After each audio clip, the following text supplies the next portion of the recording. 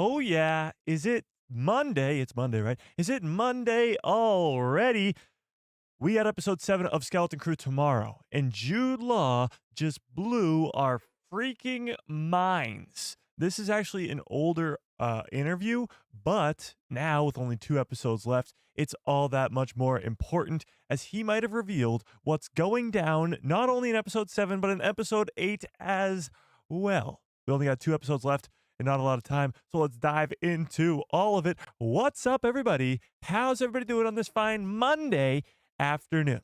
So Skeleton Crew episode 7 is tomorrow, and this is our final chance to predict what's going down in this penultimate episode. Yeah, that's right. This is the second to last episode of this Skeleton Crew series. Now, Jude Law has said in the past, and we're about to watch him say it himself, that this 7th episode is his favorite of the entire series. Episode number 7 is his favorite. Now, he explains why in this interview we're about to watch here, but he talks about how this is where we're going to learn the backstory of his character. Now, last stream we talked about this a little bit, but we're diving way deep into it because episode 7 is tomorrow. And we got to talk about this. Will we be seeing Order 66 flashbacks in this 7th episode? Will Jod be revealed to be a former Jedi at the Jedi Temple, or a Sith, or something else entirely? Will he just be a Force-sensitive pirate who somehow learned to wield the Force some way, somewhere along the line? All that will be revealed tomorrow in the 7th episode, but today we're going to predict what's going down. Tell me in the chat, throw your craziest predictions you got at me in the chat right now. And while you do that, let me say hi to everybody in the chat, shall we? Shall we? Mom Plays Minecraft, what's up? Robert, how we doing? Cooper in the house. I Hodja, how we doing? Dead Mike, what is up? Starship66, how we doing? Natalie, what's up? Selena, how we doing? B-Man in the house. Star Wars Santa, what is up? Chris, how we doing? Kit Fisto, what is up? Chris, how we doing? Oh, did I already say hi to Chris? Thomas, what's up? Harrison, how we doing? Ms. Honey, what is up? Rebel Sith in the house. Brandon Baker, how we doing? Fearless, what is up? Adam, how we doing? If I missed you, you know the deal. Just yell at me in the chat. Let's give everybody a nice little, Hello there. General Kenobi. Okay, so I think without further ado, we should get into this interview. Because what Jude Law says in this interview with Collider, I believe it is. Yeah, with Collider, which, by the way, was from over a month ago. Hang on, let me see. November 29th. This interview was from November 29th, before the show even aired. So at the time, what he was saying, we had no idea because we'd never seen the show before. But now, with only 2 episodes left, 7 and 8, and that's pretty much all he talks about in this interview. This interview has become so much more important and might reveal what's going down in the next 2 episodes. So let's watch it, shall we? Now, before we get to the interview, I want to put up a poll in the chat because last stream I was shocked, absolutely shocked at the outcome of this poll. So I want to put it up again. Okay, let's do this. Do you think Jod Nawud is, or was, we'll put it that way, was a Jedi? Yes or no? Do you think he was a Jedi at some point, at any point in his life, at the Jedi Temple on Coruscant or anywhere really? Do you think he was a Jedi? Now, interestingly enough, the last 2 times we have done this poll, it has come out with no being the front runner. Almost 60-40 last stream, you guys saying, no, he is not a Jedi. But here we are, 1 day away from episode 7, where all will be revealed. We will find out whether or not he was a Jedi, whether he survived Order 66 or not. All will be revealed tomorrow. And it shocks me that so many of you don't think that he was a Jedi. Because I do. I think tomorrow we're going to be seeing an Order 66 flashback, maybe even earlier than that, maybe his childhood, which is long before Order 66. He's about around 20-ish years old during the time of Order 66. So he would be a lot older at that time. But between him quoting Qui-Gon Jinn, talking about having no attachments like the Jedi do, the mysterious character of Nina Nawood, when you look up the cast of Skeleton Crew on Google, the fact that she's called Jedi Nina Nawood, it leads me to believe that tomorrow in these flashbacks or whatever mystery of Jude Law Nawood's backstory, we'll learn that he was once a Jedi. And yet still, with all that evidence, with all lines pointing to one thing and one thing only, and that is Jude was a Jedi, you guys still say no. You guys still sit here, look me in the eyes, and say no. But tell me what you think in the chat. Is he a Jedi? Yes or no? Interesting. So right off the bat, yes is winning. It's only 54 to 46. Still very, very close. But right now, yes is winning. Let's keep that in mind. Let's keep that in mind as we watch this interview. Because Jude Law reveals some crazy, crazy, crazy stuff. Actually, before we get... I'm just trying to, delay the inevitable. I'm just trying to keep you guys on the edge of your seats. So before we get to this interview, let's see how long I can delay this interview. Before we get to this interview, chat, we do have something from episode 6. We do have something from episode 6, and that is a poster. So they've been releasing these posters every week since the beginning of the show, and this is the one from episode 6. So you got, of course, Tetanus, the giant crab monster, right there in the background. You got the 4 kids with their faces sort of shadowed out for some reason. Weirdly, Wims and Ferns are more shadowed than KBs and Neils. A little strange. Then you got X-Wings up here on the left, and you got that Gunter's ship over here, and then you got that weird sort of Moff Gideon almost looking Star Cruiser / pirate ship / maybe even Venator looking ship up there in the top right. Pretty cool. I mean, pretty cool.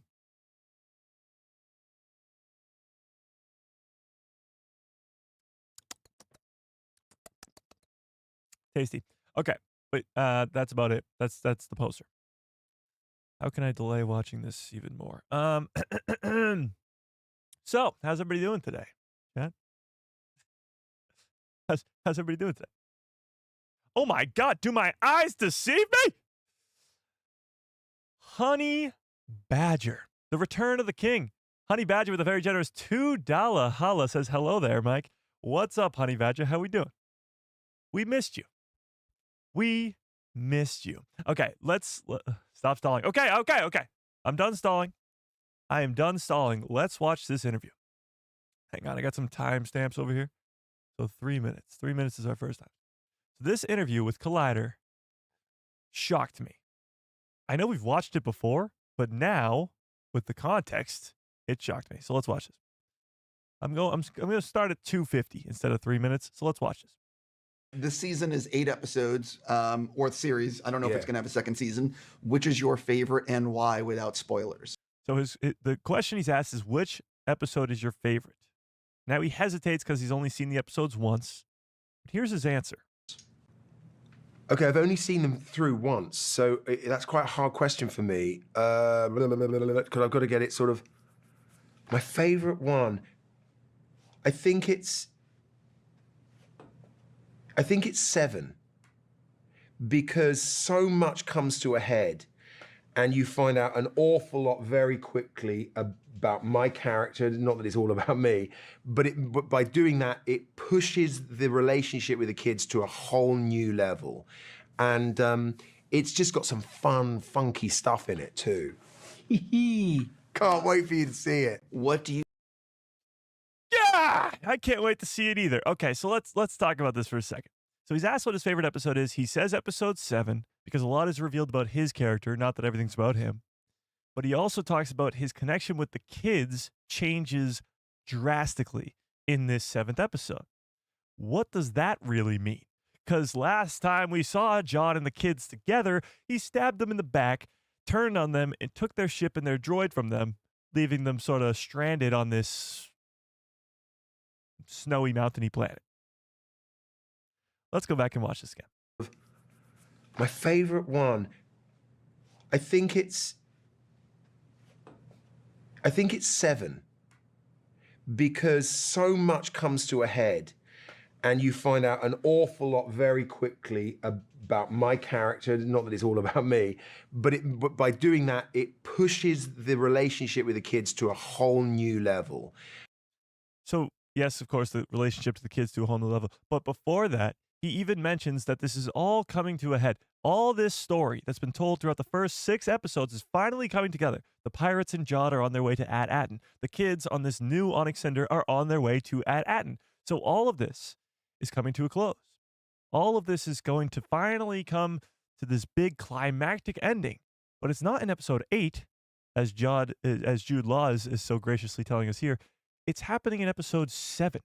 So it's almost going to be like a part 1, part 2, from what I gather, in this episode 7 and 8. That's what I see, at least. J1DRZ, what's up? I'm doing good. How are you? Well, let's keep going. And it's just got some fun, funky stuff in it too. Fun, funky stuff.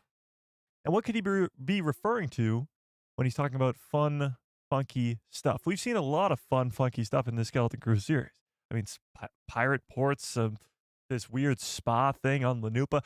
There's been some fun, funky stuff, but I don't think that's at all what he's referring to. I think the fun, funky stuff he's referring to is the backstory of John Nawood. But let's keep going. Can't wait for you to see it. And that's his reaction. This is how excited he is for us to see episode 7. It's just got some fun, funky stuff in it too. Can't wait for you to see it. I can't wait either, but this is not the end of this interview, because he goes on to talk about episode 7 and 8 even more, and it gets crazier. Okay, let's keep going. What do you think fans will say after they've seen the finale? Spoiler free, of course. Yeah, I think. Okay, so before we get to his answer, which is wild, the question he's asked is, how do you think fans will react after the finale of this show? Now, episode 7 is not the finale. Tomorrow is not the finale. It is the second to last episode. But, like I just mentioned before, I think that these 2 episodes are going to kind of be a part 1, part 2, where we're going to get sort of the first half of a story in episode 7, and then a sort of cliffhanger ending into a second part of that story with the finale. Okay? And he talks about the finale quite a bit in the next sort of 30-ish seconds here, and it gets crazy. No spoilers. No, there's no spoilers. There's no spoilers. He doesn't spoil anything. But let's talk about it. They'll want more. That's what they'll say. They'll say, when can I get more of this? I think they'll be confounded and kind of, I hope, a little bit upset. But it's also got, obviously, it's got a kind of Star Wars glorious ending to it too. But there are layers. A lot happens, and a lot is revealed. Yeah. A lot to dive into there. Obviously, it's going to have this big, glorious ending like every Star Wars Disney Plus show has. There's going to be a big climactic event in the finale that will be this probably big war between the pirates and the people of At Attin and whoever. It's going to be this big climactic event, big, glorious ending, as he puts it. But he also talks about something else. Let's rewind it a little bit. Yeah, I think they'll want more. They'll want more. Now, the question has grown over the last couple of weeks as to whether or not this Skeleton Crew series will get a season 2. Now, tell me in the chat if you do want a second season of the Skeleton Crew series. Again, we still have 2 episodes left, so it fully depends on whether or not this show sticks the landing and all that other stuff. But tell me in the chat right now, do you want a season 2 of Skeleton Crew? Some people have mentioned that, yes, the numbers are really low on Skeleton Crew, like Andor, even lower than Andor. But Andor got a season 2. The possibility of seeing more of these characters is very likely, even if it's not a Skeleton Crew season 2. As we talked about this last stream on Saturday, Dave Filoni is currently working on his Ahsoka season 2, but he's going to get his own Star Wars movie in the Mandoverse. And the Skeleton Crew cast will be featured in it. So yes, you will be getting more of these characters. But what Jude Law is, or what the question sort of asked is, or answered is, season 1 of Skeleton Crew will end with us wanting more. Does that mean a cliffhanger? Is this first season of Skeleton Crew going to end on a cliffhanger?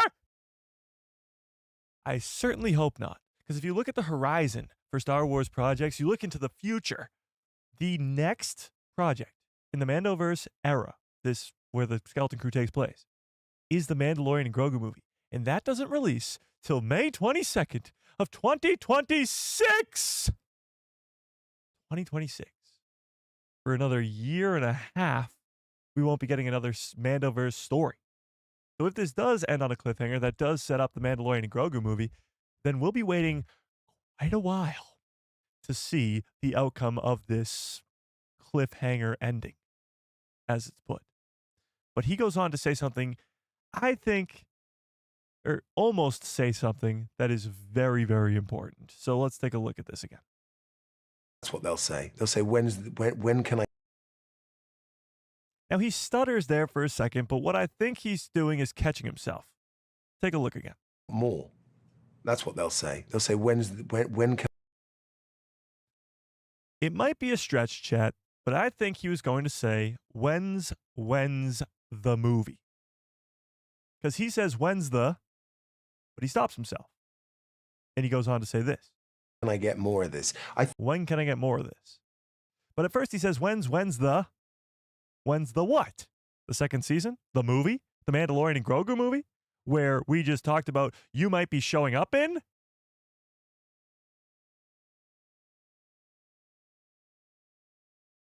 Let's listen again. Fans will say after they've seen the finale. Spoiler free, of course. Yeah, I think they'll want more. That's what they'll say. They'll say, when can I get more of this? I think they'll be confounded and kind of, I hope, a little bit upset. He's not saying that fans are going to be upset by the ending. He's saying that he hopes they will be upset by the ending. What the bleepity bleep does that mean, chat? He hopes that we will be upset. Not that he thinks this ending will maybe upset some fans because it might not go the way that you think, or maybe it's not as good as people would hope it would be. No, he hopes that we will be upset. I think he might be talking about his character, specifically Jod, being a bad guy.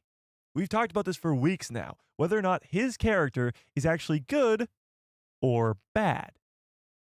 And it seems to me that Jod has been going down a darker, more evil, bad guy, villainy path over the last 2 episodes, and I don't think he's going to slow down. People think that we're going to go see some Han Solo redemption arc at the end of A New Hope when he comes in and saves the day and helps Luke blow up the Death Star. I don't think that's happening. I don't. I think Jod Nahwood will end up being the main villain of this show and remain a villain by the end. And that's why he's saying that he hopes that we will be upset. Let's take a look again. And kind of, I hope, a little bit upset. He gives a big smirk when he says that. I hope you will be upset. I hope a little bit upset. Now that's a face of a guy who knows something that we don't. Robert says, upset could mean leaving the fans wanting more. People will be hungry for more content from the show. Maybe. But that wouldn't really make me upset. Grand Admiral says, this season won't have a conclusion, sort of like Ahsoka. Well, Ahsoka does have a conclusion, but yes, it does set up what's to come next. That's true. But Ahsoka's conclusion does feel like sort of an ending. Yes, it sets up Thrawn in the new galaxy, but Ezra got back home. Ahsoka and Sabine and Huge Wang are supposed to be on Peridia, at least according to Ahsoka. This is where they're supposed to be. And it sets up the story for a season 2. But I would not say ever that the ending of Ahsoka made me upset. Never. No. It made me want more. It got me hyped up because Ahsoka had a great ending, but it didn't make me upset. It didn't. What would make me upset with Skeleton Crew would be if Jude Law's character maybe remains a villain. If I have a fascination with the character, if I like a character a lot, you're going to want that character to succeed and be a hero and be all that stuff.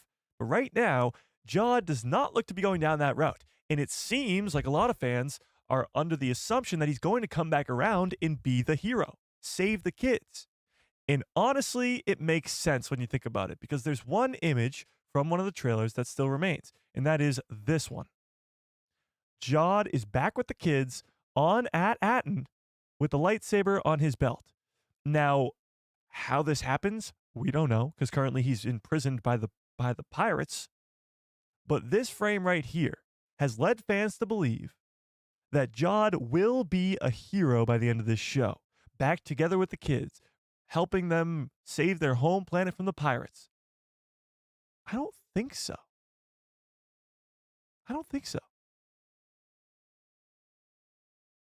I think what what Jude Law, I should say, is talking about here, about fans being upset, is that we'll be upset because his character is going to be evil.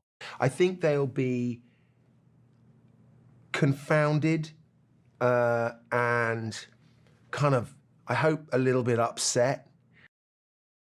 He hopes that we'll be upset because it's his character. He wants us to love his character, but even though he's going to be evil. Now, I brought up this theory on the last stream, maybe even 2 streams ago, I'm not too sure, but I'll say it again. Is it possible that Grand Admiral Thrawn, who of course is featured in the thumbnail today, Grand Admiral Thrawn, who's supposed to be the heir to the Empire moving forward in this Mandoverse era, could not only be in the Skeleton Crew series, maybe in the finale, but maybe even in episode 7 too, but not only be in the show, but also take Jod as his Force user. Take him as his right-hand man, the Joris Sabaoth of canon Star Wars, of this canon heir to the Empire story. Is it possible that Jude Law, hoping that we'll be upset about the ending of the Skeleton Crew series, is referring to his character remaining evil and going off with the big blue meanie to take over the galaxy? What do we think, chat? What do we think? And while you tell me in the chat, I do have some super chats I gotta get to. Hang on.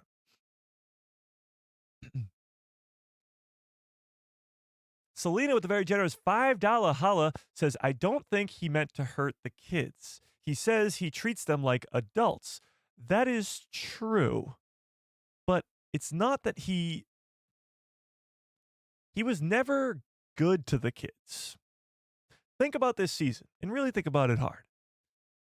This season has just been about Jod trying to get to this treasure, and he uses whatever means necessary to get there. As soon as the kids become irrelevant to him, not a necessity, not valuable to him, he turns on them like that. Immediately. As soon as he gets the chance to, because he doesn't need them anymore. He turns on them like that. You could argue that he wasn't going to kill Fern, but even still, he turns on the kids, takes over the captaincy of the Onyx Cinder, and takes SM-33.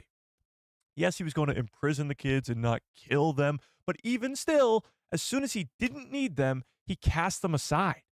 He didn't have to do that. Didn't have to at all.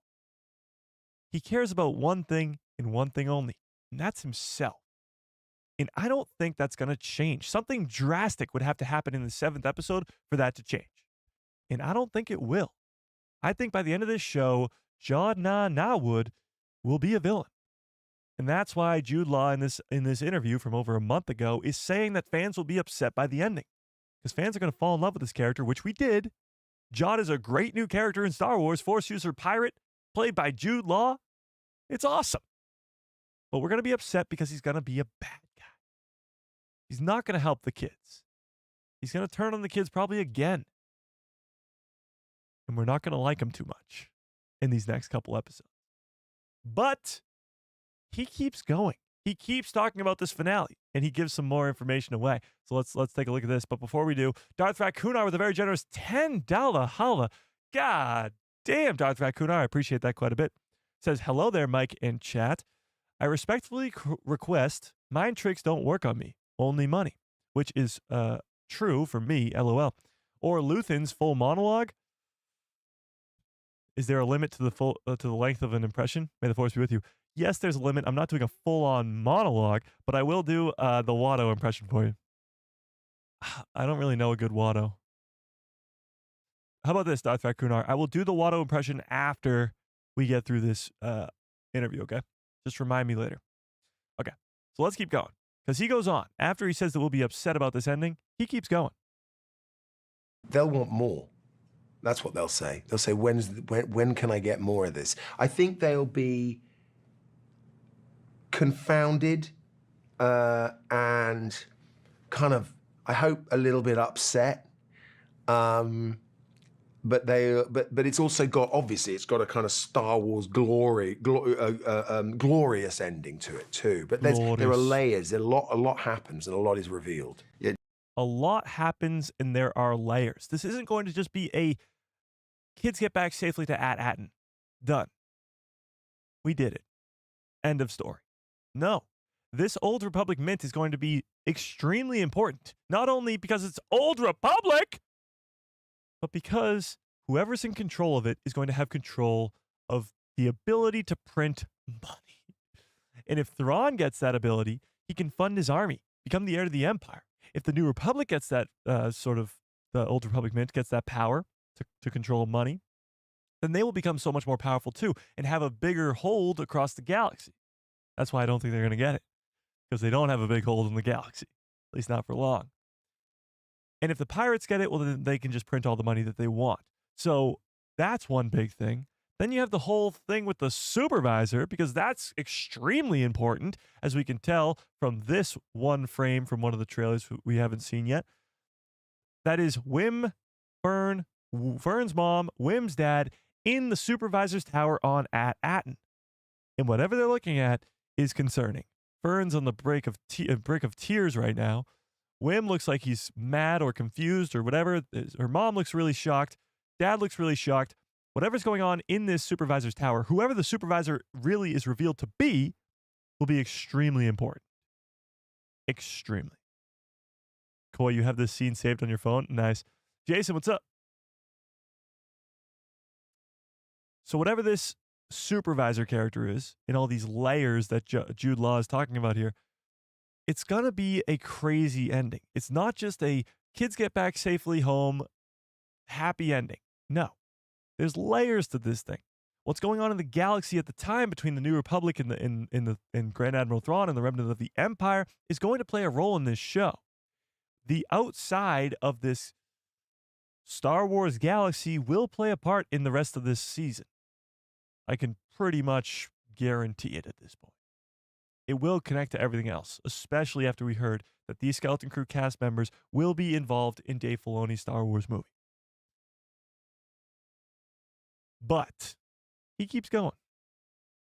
John and Chris told me they're wondering when I'm going to put it all together and if I'll get there before the finale. But so this is pretty interesting. And again, Jude Law is not even the one who says this.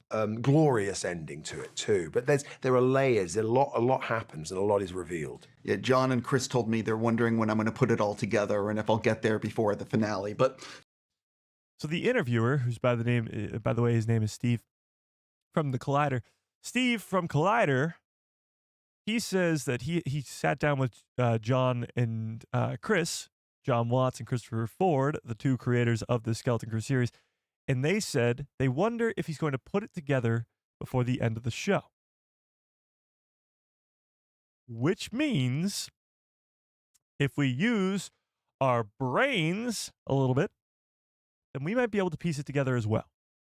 I think as a community, as a chat, we've done a pretty damn good job over the last 5-6 weeks of predicting every episode that's come.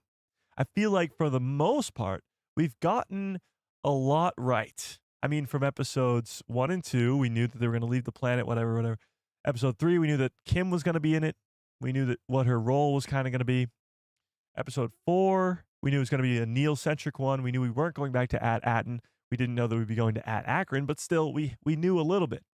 Episode 5, we knew, or we were assuming, that we were going to be going to this treasure room, and we thought it wasn't going to be the treasure on At Attin. We didn't know it was going to be Tack Rennett's, but still, we knew that that was going to happen. Episode 6, a lot of us thought it was going to be KB-centric, kind of, or at least KB-focused, for lack of a better word. But again, we didn't really know what was going to happen. We thought the crab monster would be in there. We didn't know specifics. Now, with this 7th and 8th episode, we know so little. We know that they're all on their way back to At Attin, but we don't understand how a few of these things happen. One, how do the kids get back together with Jod? That just doesn't make any sense to me. How does this happen? And 2, why are they up in the supervisor's tower, and where are Neil and KB? So, we've been pretty spot on for the first 6 weeks, for the first 6 episodes. But now, when it comes to episode 7 and episode 8, we are kind of left in the dark, which is pretty interesting. I wonder how much of our predictions from today's stream are going to come true. Will Grand Admiral Thrawn play a big role in this? Will the heir to the Empire, the remnant of the Empire, play a big role in these last 2 episodes? And will we see an Order 66 flashback in tomorrow's episode? The fact that John and Chris told Steve that he could piece this together by the end of the show makes you wonder. So there's a lot of theories about your character online. Have you been reading any of that, or do you avoid it? No, I haven't. Tell me. So now, this is where things get kind of interesting, because episode 7, tomorrow's episode, is when we're going to learn all about Jod Nawood, his character, where he came from, how he has the ability to use the Force, all that stuff. And what's really wild about that are these questions he's about to be asked, because he's asked about Palpatine. He's asked about being related to Dathan, which is Rey's dad, in Order 66. And his response is kind of crazy. Let's watch this. Tell me. Okay, just get a little bit. So some of the things I've read or have been saying, you could be related to Rey's father, Dathan. Oh. There's also, you could be a clone of Emperor Palpatine. Wow. There's also, you're an Order 66 survivor. I think there's a link there to one possible truth. I think there's a link there to one possible truth. We were only given 3 options there, chat. 1, he's related to Dathan, who's Rey's dad. 2, he's somehow involved with the Palpatine cloning operations, Project Necromancer. Or 3, he was an Order 66 survivor. And when you look at his reaction to each of those, the Palpatine one seems to be the one where he's like, what? Ha? Who? Ha? Me? What? No! Never me! I could never be a Palpatine clone. What are you talking about? Chat, I've never been on board. I have never been on board with him being ever related to Palpatine in any sort of facet. You know this. We've talked about it. We have. But now, chat? I don't know. I don't know. I don't know what to think. I don't know who to believe. The fact that he was given 3 options, and he said that one of them could be onto something? Let's watch this again and really pay attention to his reactions to these sort of, for these 3 options. reading any of that, or do you avoid it? No, I haven't. Tell me. Okay, just get a little bit. So some of the things I've read or have been saying, you could be related to Rey's father, Dathan. Oh. That's his reaction to Dathan. Now, if he's an actor, which he is, he's going to be pretty good at keeping a secret. And his secret being kept in this one could be that he's related to Dathan in some sort of way. And this is probably the best job he does of acting when it comes to any three of the answers. This is his most subtle one. So if we're going along the lines of he's a great actor and he's trying to hide it the most, then the Dathan theory is probably the best one. But let's keep going. There's also, you could be a clone of Emperor Palpatine. Wow. There's also, you're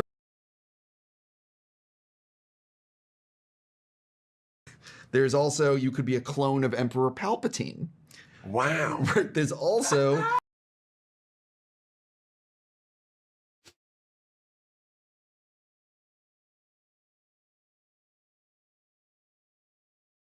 I don't even know anymore, chat. I don't even know anymore. Are we seriously talking about him being related to the clone of Palpatine right now? Is this an honest conversation we're about to have right now, chat?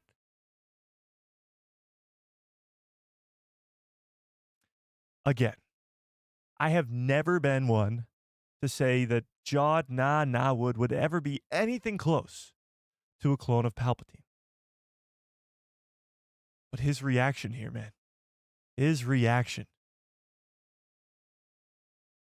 it throws me off completely. Like, why would he do that? Why would he react like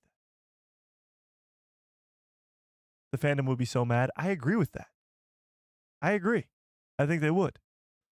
But what if he's not related to Palpatine in the way that you'd think? Now, hear me out for a second.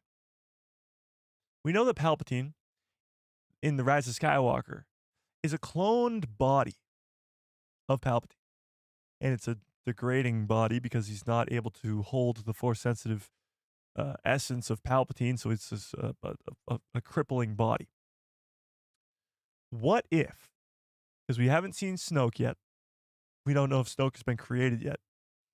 What if Jod is not a Force-sensitive clone of Palpatine? No.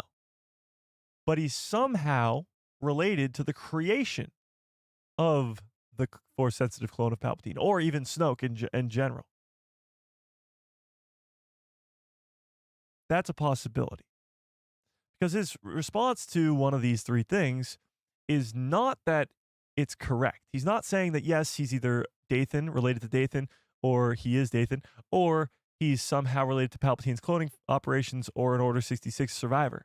His response is, I may be connected to one of those things, or it may be connected to one of those things. But this is his response to the Palpatine one. And it really throws me off.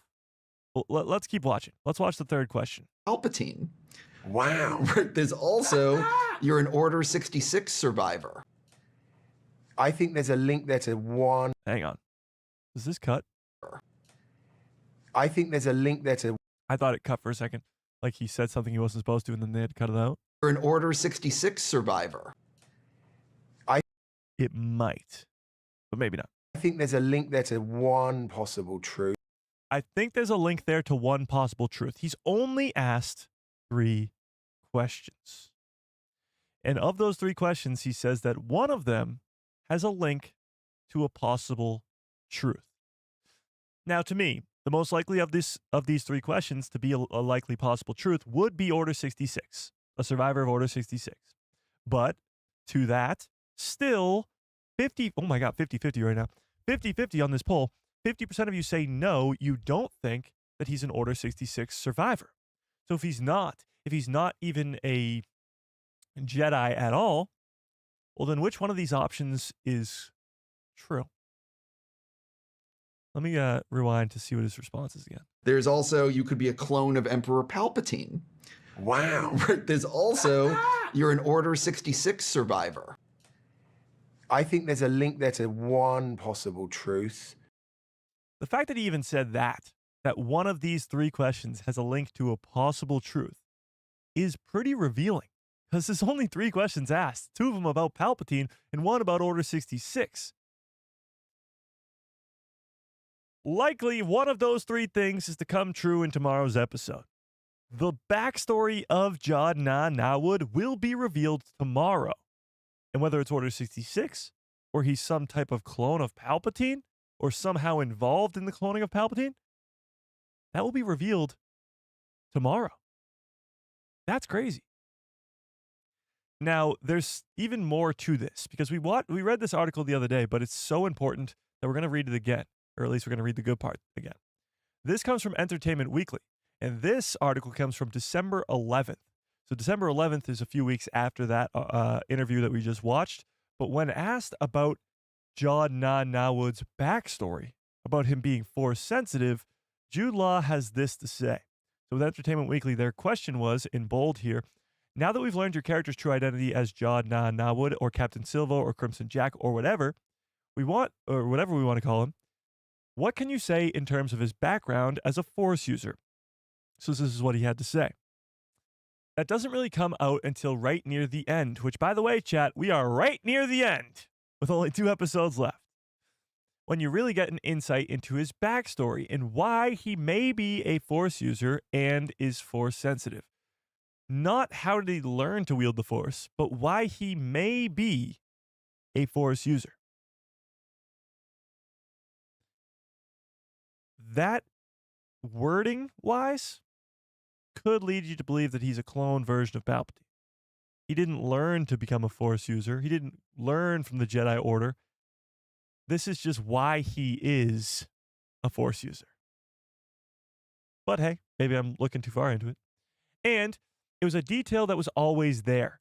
Creators John Watts and Christopher Ford and I really went back to make sure that we were all on the same page as to where he was born and what happened. So this is enormous.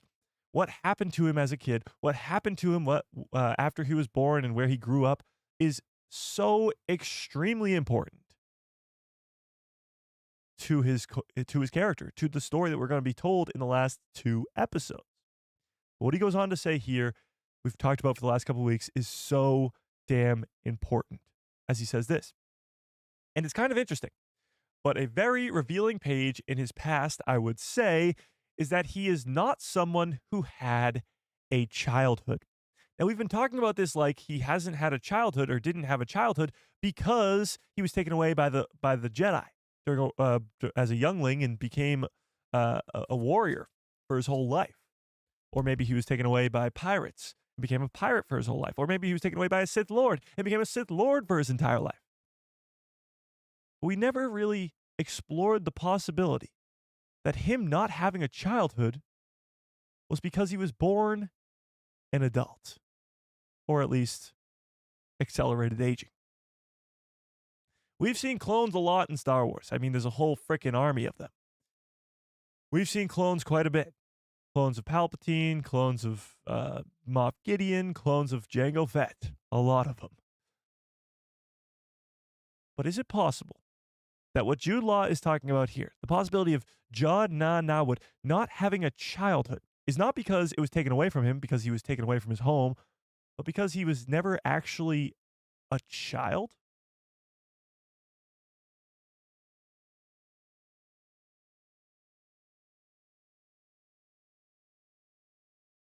Let's keep reading.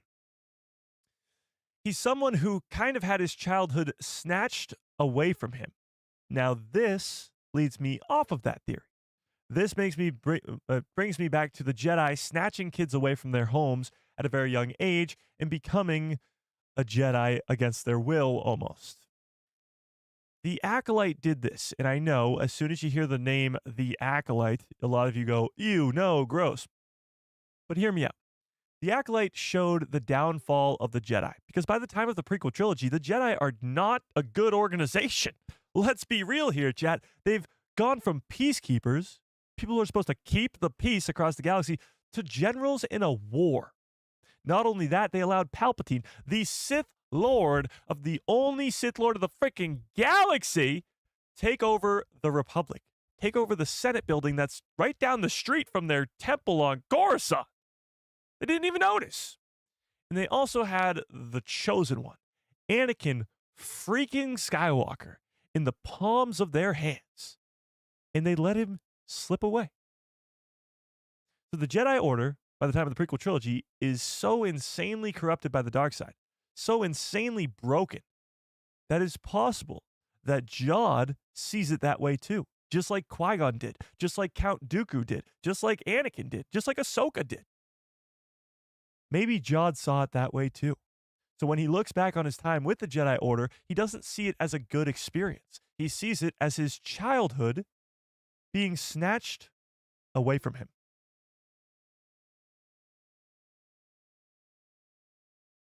What do we think, Chad? So when he looks at these kids, it's sort of with disdain. They're just small adults like he was when he was taken by the Jedi.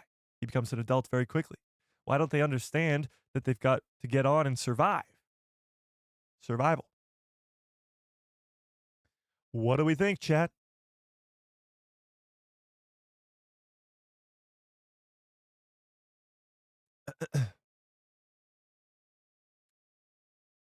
What do we think? His childhood being snatched away from him seems to be the most important line in this. Snatched away. It reminds me of the Jedi. Jedi just snatch kids away from their families. You know?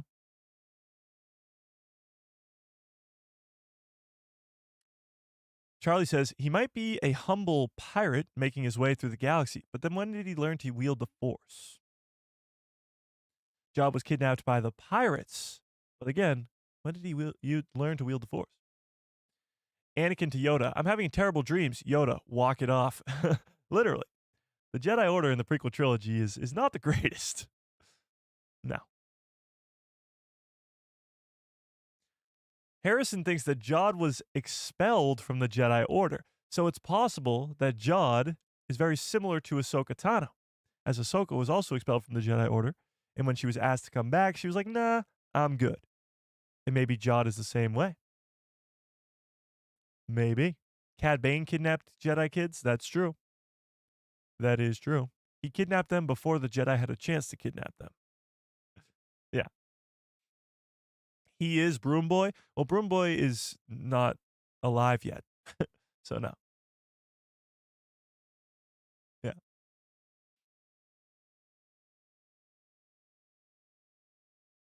War snatches childhoods away as well. That's true. That's actually very important too, because in episode 4, when they arrive on At Attin, he says that the planet of At Attin reminds him a lot of his home planet. It's the smog all around, I guess, and the taste of ashy dust in the air reminds him of his home world and looks a lot like his home world. So this war-torn planet of At Attin reminds him of his home planet. So this could be one of two things. One, the Jedi come in and save him from this war-torn planet, make him a Jedi. Or two, this war-torn planet that he grew up on led to the death of his parents. Maybe that's why his childhood was snatched away from him. He had to join a war at a very young age. But when we look at the character of Jod, and if we're correlating his age to the actor's age, Jude Law is 50. 51 maybe? Somebody help me on the chat. Is he 50? 51? Something like that? Which would make him the same age as Anakin Skywalker and Grogu, or very close to the same age as those two characters. So he would be alive a lot longer before the Clone Wars. So this war on his home world, this whatever made his home world all ashy and dusty and war-torn, was not the Clone Wars. No. So what was it? He's 52? Okay, he's 52. So then what was it? If it wasn't a Clone Wars war, it was before it by about 15 to 20 years. 52, but Google says that Jod is in his 30s? What? Google says that Jod's in his mid to late 30s? How does Google know this? How does Google know this? And we also, of course, have to talk about the character of Jedi Nina Nawood. If Jod was not taken away by the Jedi Order, does that not mean that Nina is not real? So when you look up, of course, the cast of Skeleton Crew on Google, we've done this a million times, but I'm going to do it again. Skeleton Crew Cast. When you look up the cast of Skeleton Crew on Google, this mysterious character pops up by the name of Jedi Nina Nawood. So the question becomes, because of the name Nawood and of course Jod Nawood, who is this lady? If she's real, if she is in fact real and will be in this next episode, then is he going to be a Jedi? The weird part about this is no one's really talking about Jod's name. And no, not the name Jod Nawood, not even the name Crimson Jack, not even the name Captain Silvo or Dash Zenton. No. His real name. We don't know it. You really think that he gave these kids his real name? He's been giving everybody he's met a fake name this entire series. Why would he tell the kids his real name? Jod Nawood?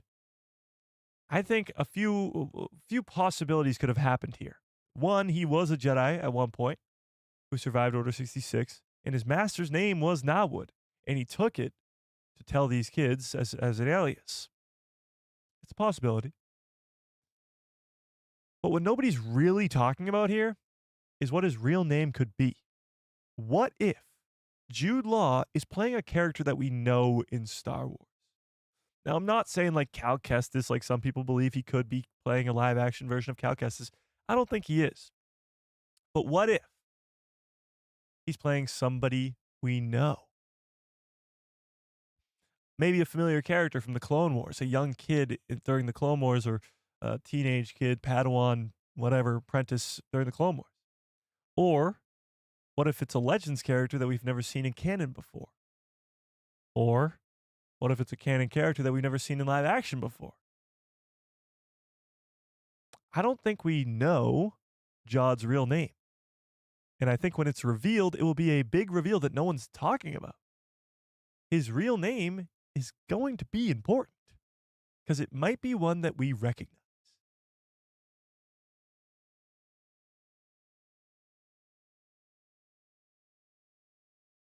What if his actual name is Jodwick Zank? I don't think so. Wikipedia lists the kids as Jod's apprentices. What? I don't know about that. I don't think he's related to Nina. He's the first thing associated with Jedi since the last name Nawood and Nina Nawood, or last name Nawood and Nina Nawood is just the same without the N-A. It's N-I, sorry. It's true. You're absolutely right. The only connection that we have between the Jedi and Jod is this Jedi Nina Nawood. And we don't even know if she exists. We don't know if this is just a lie. Is Google Cast just making this shit up? Who is this? We have no idea. We haven't a clue. Han Solo and Kira from Solo equal Jod? I don't think so. You think they had a kid and it was Jod? He's not old enough. Or he's not young enough, I should say.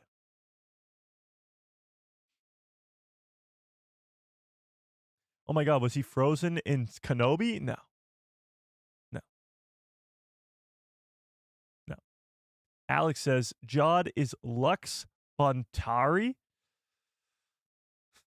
I doubt it. She is an actress? That's true, she is an actress. Yes. Remember the planet with the Separatist outer secure system? Remember the planet with this? No. Lee says, he hopes people will be upset when Jod dies in the end. Interesting. So you think that Jod will die by the end of this series? Tell me in the chat if you agree with Lee. Is the reason that Jude Law hopes that we will be upset by the end of Skeleton Crew is because his character of Jod will die? Here we go. Death predictions, chat. Howlrunner Base, what's up? I'm seeing a lot of no's. I'm seeing a lot of no's. I understand that. You don't want him to die. You don't want him to die. I get it. I get it. But if he's not going to come back to the light, Rebel Sith, you got to stop spamming, or Brandon's going to have to kick you. If he's not coming back to the light, then what's going to happen? Is he just going to survive? If only Grand Admiral Thrawn shows up, then he could go off with him. But if he doesn't? Here's the deal. None of the kids are going to die. No way. Maybe. I'll be shocked. Absolutely shocked. If one of the kids died. Now, KB, in the last episode, gave me a little bit of a concern. It's a possibility that KB could die. But just because of her sort of medical issues. But I don't think she will. I don't think she will. It's also concerning that she's not up here in the tower with them. But neither is Neil, so, you know. Okay, she won't die, okay? Jeez, Guy, calm down. No, I don't think any of the kids will die. But Jod nah would. Riots would ensue. I don't think he will die because I think Jude Law is such a great actor. They want him to return to Star Wars. A Force user at this time in the galaxy, they're very rare. So I would feel like it would be sort of a missed opportunity if you do kill him off. But he does hope that people will be upset.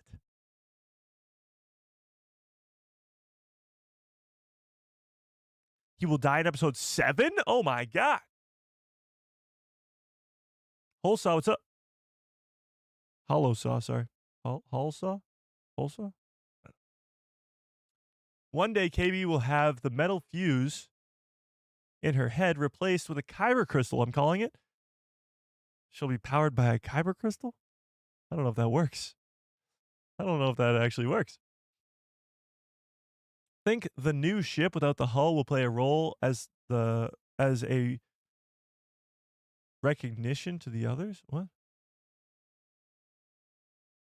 I have no idea. UV Clip says he could have been trained by Dooku on Sereno. And in the Bad Batch, Sereno was orbital bombarded and it turns to look like At Attin. And that's what he could be saying, that At Attin reminds him of his home planet. Well, that would have been way after. Like the Bad Batch happens after Order 66. So if Jod is really that old, 52 years old, then it would have been way after. It wouldn't have been his home planet, really, you know? Yeah.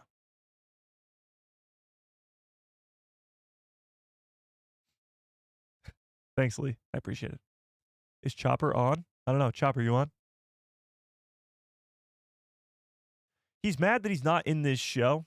He's been talking to me about it off screen. He's like, Mike, when am I going to show up in Skeleton Crew? I shot like 10 scenes for it, and they cut all of them. I don't know what's happening. I'm like, calm down. You're probably going to be in episode 7. He's like, no, I'm not. I'm definitely not in episode 7. They told me not episode 7. So he's going through it. It's okay, Chop. It's okay. Okay? You'll be in Ahsoka season 2. Yeah. Sometimes he films some stuff and he knows that it's going to be cut because they don't like him over there. He's too aggressive, they like to say on set. That he says, Chopper, slow down. You're doing too much, Chop. And he's like, I'm just trying my best. And, Chop. Chopper being Chopper.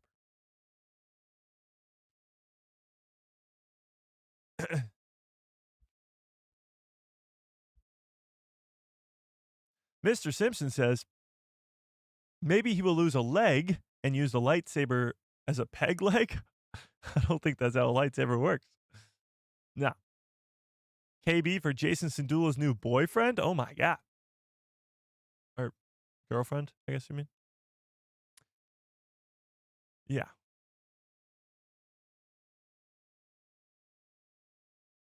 I think Brutus will kill Jod. I think it'll be the other way around. I think Brutus is definitely a goner. I think a lot of the pirates are probably going to be dead. But I'm hoping Jod survives. Yeah.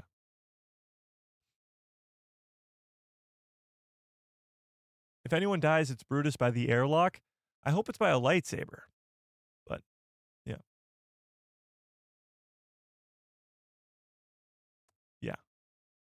Hang on. Let's watch the end of this interview because I didn't really watch anywhere past this. But let's see if he says anything else. But I may be wrong. I love that. You see, this is what I love about this. Hang on. Let's go back here so we can refresh on where we're at. The 3 crazy predictions. So some of the things I've read or have been saying, you could be related to Rey's father, Daffin. Oh. There's also, you could be a clone of Emperor Palpatine. Wow. There's also, you're an Order 66 survivor. I think there's a link there to one possible truth.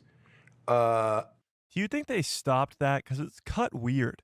Like, do you think they stopped the interview and said, you can't answer that, Jude? You have to say something that will not give away too much? I don't know how these interviews work. Obviously, they all have to sign these NDAs, so they can't give out any information. Lucasfilm obviously gets last say in what articles and interviews come out, so that stuff doesn't get leaked out too fast, and they don't want stuff that's very important, like Jod's backstory, to be revealed too early. There does seem to be a cut there. Is it possible that he said too much and they had to cut it and say, no, retake that, and then he said this? Link there to one possible truth, but I may be wrong. I love that. You see, this is what I love about this universe, and I'm not someone who engages in that stuff, but I just love that it's going on. I love that people, here's what I did do, and the first time I met Favreau and Filoni, I geeked out on them. When you go to Mando and I saw in the junk outside the rod that had been used you remember in the junkyard in Star Wars when they're trying to stop, the thing they pick up to stop the Crusher coming in. Oh, yeah. Right? And I've always wondered, what is that? Because, of course, they're just in a junkyard, and there's one, if you watch Mando, there's one just lying in an alleyway, and it's obviously some sort of piece of rubber. He's spot on. I believe it's in Mando Season 1. It could be Season 2, but I think it's Mando Season 1. And I think it's on Tatooine, even. The piece that they use, I forget what it's called now, but the piece that they use in the trash compactor scene to stop the walls from coming in, it doesn't stop them, but they try to brace the walls. That piece is seen in the background of a Mando episode, so that's pretty cool. Can I get some good cuts follow orders in the chat, please? Bum-ba. Okay. Let's keep going. Rubbish, I don't know. I was fortunate enough to go to Lucasfilm once. I think I've actually been more than once, but I got to go through they had these huge shelving units without any sort of protection, with all these vintage props and vehicles and the map paintings just hanging there. And I'm like, this is crazy that it's just sitting there. Yeah. All those, well, anyway. Open to the elements? No. Is it looked after? It's I think they've put it all in a better place now. But the map paintings were basically in a barn. It was crazy. Wow. Straight up, I was shocked. When you think of the impact that work had on culture. Let's go into that. So what he's talking about with the 7th and 8th episode is so insanely important. Talking about his character and how much will be revealed tomorrow in episode 7 is so crazy.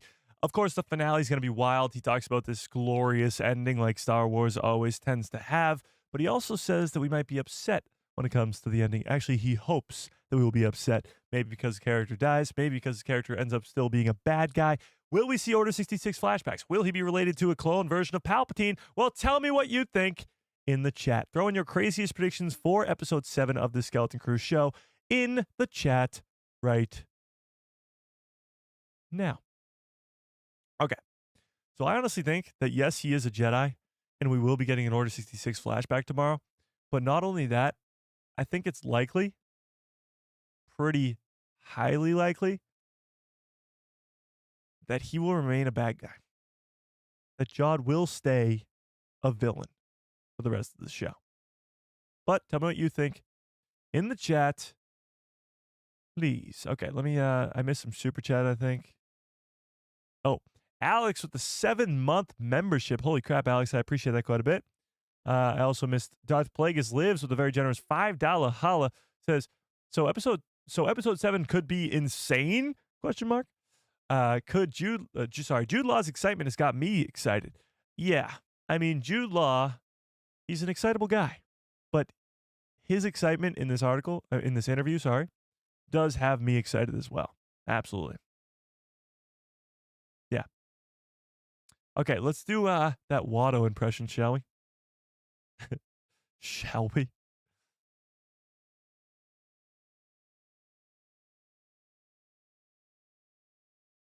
Only money.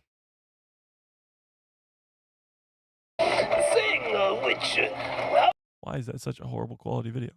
Here we go. I have 20,000 Republic Dactaries. Republic credits? Republic credits are no good out here. I need something more real. I don't have anything else, but credits will do fine. No, they won't. Credits will do fine. No, they won't. What, you think you're some kind of Jedi waving your hand around like that? I'm a Toydarian. My tricks don't work on me. Only money. Oh no. Don't work on me. Mind tricks don't work on me.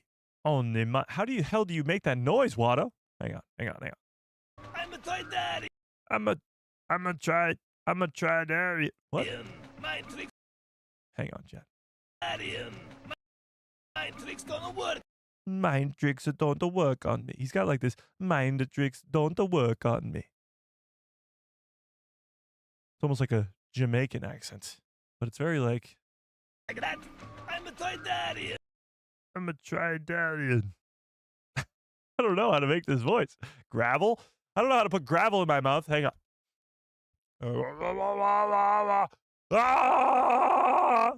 Watto's Italian, LOL? He's Italian? My tricks don't work on Oh, yeah, I hear it now. me. Only money. Mind tricks. I don't know how to make that gravelly noise with my voice. Wait, did they update Watto's model? What do you mean? Saying this is updated? Maybe it's the 4K, I don't know. Darian, my tricks don't work. Mind tricks don't work on me. Only money. You sound Italian, Mike, not Watto. Well, I don't know what to tell you. I tried my best, okay? Watto's extremely difficult. I didn't realize he was going to be that hard. But I appreciate it, Darth Vacunar. I really do. All right, let's get back to the Skeleton Crew Season 7 before we get way too off topic. Let's talk about this 7th episode. Because not only do I think we'll be getting a flashback possibly to Order 66, and all will be revealed about Jude Law's character's backstory, but it also has to set up this 8th episode. It also has to set up this grand finale for this show. And strangely, where we ended off in episode 6 doesn't line up with the knowledge that we have for episode 7. Episode 6, we ended with the kids reclaiming their ship, the Onyx Cinder. It's got this brand new look to it. It's all silvery and shiny and nice and new. But the pirates have captured Jod as a prisoner and SM-33 as a prisoner, and they are currently on their way to At Attin. So are the kids as well. But when we look at what the information that we have left about this Skeleton Crew series, the fact that these kids are coming back together with Jod on At Attin, you can tell it's on At Attin because this droid over here is one of the security droids on At Attin. This is the new and improved Onyx Cinder. The kids are back together with Jod. But that doesn't make sense because Jod is a prisoner with the pirates right now. And the kids are not even with Jod either. And not only that, one of the other scenes from a trailer is this one. Fern's mom's holo message. So the parents are going to get a holo message off the planet to the kids on the Onyx Cinder. And this is the Onyx Cinder. Although many of you might not think it's the Onyx Cinder, it's the Onyx Cinder. It's the same cockpit. The only reason the outside looked different was because of the hull, and now the hull is gone. Okay. But with that being said, the holo message is sent to the kids. But these aren't the kids. This is one of the pirates that was seen in episode 6, last episode. And this, some fans think, actually looks like Captain Silvo because it could be the mask he's wearing there and the trench coat that he's wearing this whole season. I don't know if it's Captain Silvo, but it's definitely not one of the kids because the kids are not that tall. So the pirates have taken over the Onyx Cinder, which to me doesn't make sense at all. The kids at the end of episode 6 were just on the Onyx Cinder. Very far away, at least a hyperspace jump away from the pirates. So how did this happen? How did we get here, chat? What is going to go down in this 7th episode in real time? Because yes, I think there could be a flashback, possibly to Order 66, possibly to somewhere else, but a flashback nonetheless. In this 7th episode, we're going to learn all about Jude Law backstory in this 7th episode, but other stuff has to happen too. Stuff has to further the story along here to get to this moment. Because they see Fern's mom in a holo message. Not the kids, but the pirates. And we got to somehow get to this scene too, where they're in the supervisor's tower. Now, I do think this will be in episode 8, but even still, the kids got to get back home. And they got to somehow get back together with Jude too. So somehow, a lot of this stuff has to happen in episode 7. They all have to somehow end up back on At Attin while at the same time being in space. Because that's clearly space out the window. And we also have to learn about Jude's backstory. So with that, tell me what you think in the chat. What's going down in this 7th episode specifically? Mr. Simpson says, I think that Jude will be unpredictable, sort of like a Loki type character. I like the idea that the kids might help him resolve his old physiological wounds. Interesting. I think his abilities to be deceptive will somehow help the kids. But how are the kids and Jude going to get back together? That's the question. They're all on their way back to At Attin, but don't you think the kids are going to go straight back home to their families because they're so concerned about them? They might come back and warn them about the outside world, and that might be what leads them to go confront the supervisor, but it doesn't explain how the kids get back with Jude. And why on earth would they trust him at all? The last time these kids were back with Jude held a knife up to Fern's throat, threatened to kill her, and turned and stabbed all the kids in the back. Why on earth would they ever trust him again? Why would they be with him at all? Soundwave Chronicles, what's up? No shot that Jude was a Jedi? Then what was he? What was he? No death sticks in this series? Disappointing? Hey, the night is still young. There's still 2 more episodes left. Maybe why Fern's looks like she's crying in that picture with Wim, Fern, and the parents is because the supervisor killed SM-33. Why would the supervisor kill SM-33? It is not a bad theory because SM-33 is not in this shot right here. But why would he kill her? What if Nina Nowwood is the supervisor? I like the theory, but again, I think the supervisor's been here since the beginning of At Attin, so it's more likely to be a droid than it is to be any actual person.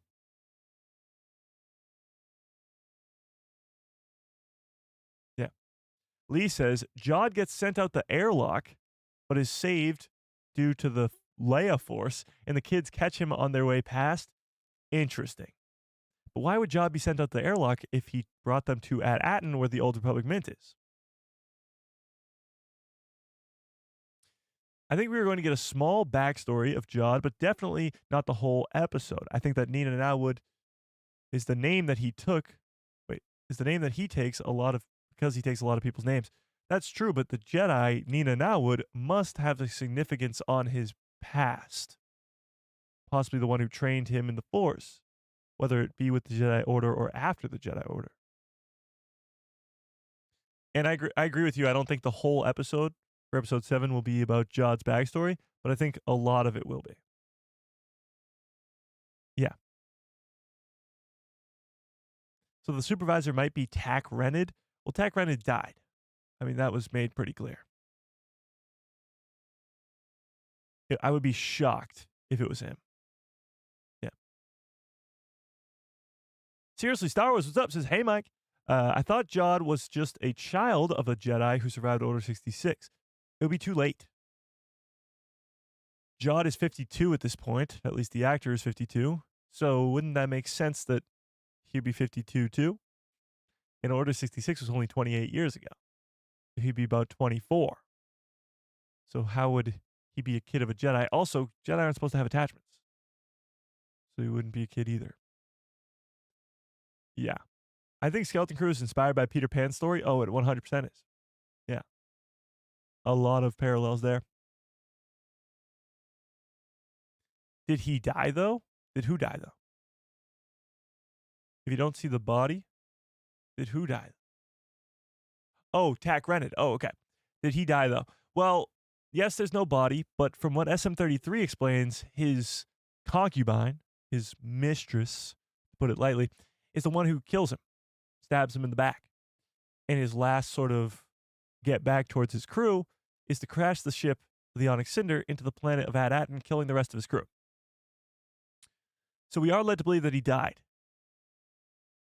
Some people have thought because we didn't see his face in the hologram that he's going to become important, that him not showing his face in that holo message could become something significant later on. I don't think so. I'm not too sure why they didn't show his face in the holo message. It was a little strange. He looks cool. He's a Weequay. We gathered that much from some of the frames of that holo message. But it is a little strange that they didn't show his face. I will say that. Yeah. Star Wars Politics says, how would he know the line that Qui-Gon said? Exactly. So to me, I think he must have been a Jedi who survived Order 66 because there's just too much pointing to that. And one of the biggest things is he literally quotes Qui-Gon Jinn, word for word, with the line, you're something, what is the line again, Chad? The same line that Qui-Gon said to Luke, oh my God, what the hell's wrong with me? The same line that Qui-Gon said to Anakin, Luke's dad, in The Phantom Menace. Same line. How would he know that? Your focus determines your reality. Thanks, Adam. Yeah. Your focus determines your reality. How would he know that if he wasn't a Jedi himself? Now, I'm not saying he was like Qui-Gon's apprentice or anything like that, but it's probably something that the Jedi taught to everybody. Yeah. Jeannie from Tahini says, maybe Jod's story is similar to Asajj Ventress's story. It could be. It definitely could be. Yeah. Sort of a Sith apprentice turned Jedi, possibly. Maybe. Yes, the Jod human is Force powers. What?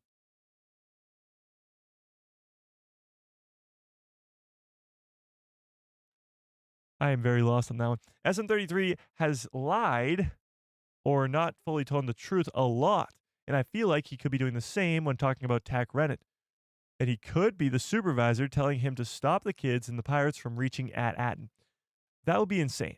But you got to remember where we met SM33. He's on the Onyx Cinder, holding the lever that opens and closes the door. You know? So I doubt he told people to... I doubt Tack Rennet is telling SM33 to stop people from coming to At Attin still. And why would Tack want to control At Attin? The question is, if the Old Republic Mint is still active, all these people who are working on At Attin are still working towards something, then who is benefiting from all these credits being created? Where are all these credits?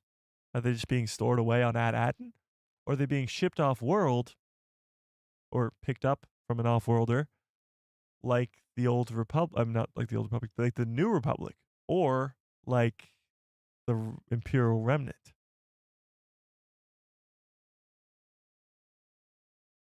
Have you listened to the Major Tom not Funky Don't Go? What do you mean? Like the just normal Major Tom song? Yes? He could have had an unofficial Jedi training, like he was strong with the Force, but he was too old to join the Order, but a Jedi decided to take him under his wing until he got killed. It could be that he learned the Force somewhere else, other than the Jedi Temple on Coruscant. That is a possibility. I just go back to what Jude Law said in this article over here, this interview, where he said that Chris and John Watts and I made sure that they were on the same page the whole time as to where he was born and what happened. So not only is what happened to him very important, how he wielded the Force and all that other stuff, but it's also where he was born. That's a significant thing. And that's why it was even mentioned in episode 4 when he gets to At Attin and says, this planet looks a lot like my home. They're planting the seeds right away to tell fans that that's important. Where he's from, where he was born is important to his story, which makes me believe that it has nothing to do with the Jedi because, well, it has nothing to do with the Jedi. Where he's born, the Jedi don't have a say in that.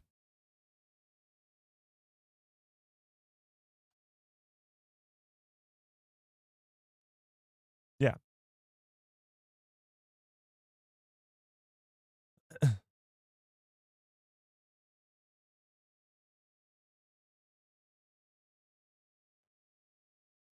Jod is a scoundrel, someone who is good at portraying themselves to be someone that they are actually not. That is true. But the question becomes, what really is he? And what will he become in the last 2 episodes? Will he remain a hero remain a bad guy or become the hero? All right, I'm going to end this poll. Holy crap, dude. This is insane. This is the 3rd straight time I've done this poll where it's been so extremely close. With over 200 votes on this poll. 200. 51% of you say no, Jod is not a Jedi. And 49% say yes, he is.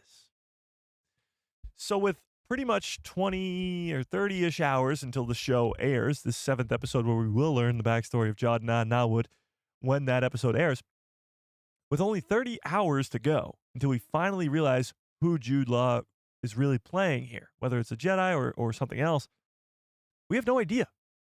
We are completely split down the middle, almost 50-50, right down the middle as to what he is, whether he's a Jedi or not.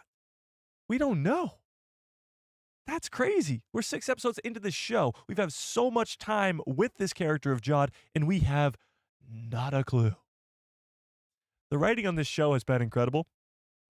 Like Charlie says, it's just good writing. I mean, it's been so good this whole time. They've been planting seeds in episode 1 and 2 and 3 and 4 that have been paying off in episode 5 and 6 so far, and I'm sure there'll be more payoffs in episode 7 and 8. But right now, we're sitting on a ton of unanswered questions. Jude Law's backstory, of course, Jod, I should say, backstory being a big one, but who is the supervisor? How's this show going to end? Is it going to connect into Grand Admiral Thrawn and his heir to the Empire? Is it going to connect into the New Republic and possibly see characters like Mon Mothma, Harrison Dula, Omega, Zeb, Ezra, Luke? Or are they going to go the route of no cameos at all? Now, if episode 7 does have a flashback to the Jedi Order on Coruscant, then you could be seeing some familiar faces there too. Maybe a Yoda. Maybe a Qui-Gon. Maybe an Obi-Wan. Maybe an Anakin. Probably not, but still, you could. Especially if we're going back to Order 66. So with that being said, do you think we'll be seeing an Order 66 flashback in episode 7?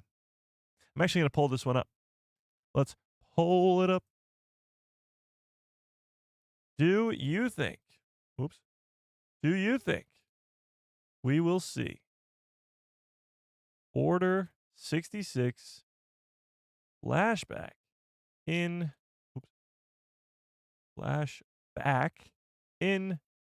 episode 7? Yes or no? What do we think? Love Order 66 flashbacks, never stop. Well, that's kind of not the common thing there.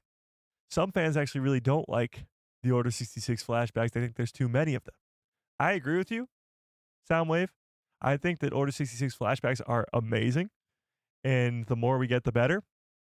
It's such a significant point in the Star Wars galaxy, and I feel like every perspective is sort of a new light towards different characters. But there are some fans who are sick of them. There are some who think there's too many, like Adam said right there. I think yes, but I wish no. Interesting. It's such a pivotal moment in the saga, just like you said. Exactly. It is probably the most important. I know they put all the time in Star Wars off of the Battle of Yavin. That's why they say BBY and ABY before the Battle of Yavin and after the Battle of Yavin. The only reason that is because the Battle of Yavin is the first Star Wars movie, A New Hope, and the destruction of the Death Star. So they just put all the timing in Star Wars based off of that. But if I were in charge of time, I'd probably put it in Order 66. Order 66 is the most important single event, single moment in the galaxy, because you go from having over 10,000 Jedi in the galaxy, the keepers of the peace, I guess, the generals of a war, to a handful of Jedi. And that's pretty wild in an instant. Yeah. 10,000 Jedi and only 20 survivors? How is that too many? What? What do you mean? Oh, you're saying this. Oh, KG says, and there's too many Order 66 survivors. I agree with what Lee just said, or who just said it? I agree with Tafari Tano. There was over 10,000 Jedi at the time. Palpatine was able to kill 9,000 plus in 1 second. Or obviously not 1 second, but in one instant, in one day. He was able to kill over 9,000 Jedi across the galaxy at the same time. That's crazy. That's insane. Oh, Rebel Sith.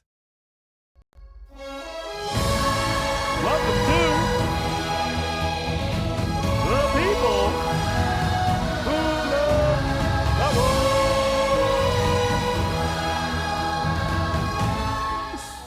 Welcome to the people who love Star Wars. Rebel Sith at the Padawan level. I appreciate that quite a bit. Becoming a member, super chats, best way to support the channel. I appreciate it. Yeah. Cooper says, Mike, I don't know if you remember me, but I changed my name from Chronic to Cooper. I do remember the name Chronic, but hasn't your name been Cooper for a little while now? I wouldn't forget the 2 crowns next to your name, that's for sure. Makes up for the spamming? Yes. Well, I actually think it's a technical difficulty on his side, but yeah, no spamming.